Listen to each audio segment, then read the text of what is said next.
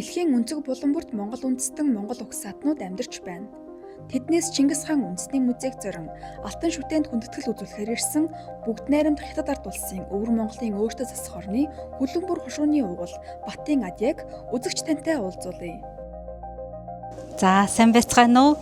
Сайхан хаварж иднэ үү? Монгол зон, Монгол төмөн намайг их зон халтын Батын Адяг гэдэг би Өвөр Монголын Хөлөн Буур аймгийн шинэ бараг хушууны буур сумны угал байна.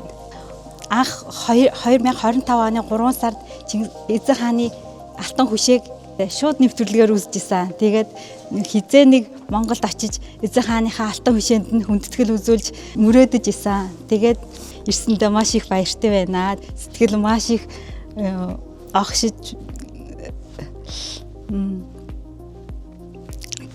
догтлж байна. Эзэн богд Чингис хаан миний хувьд хамгийн хүндэл дүүрэн оройн дэд чимэг.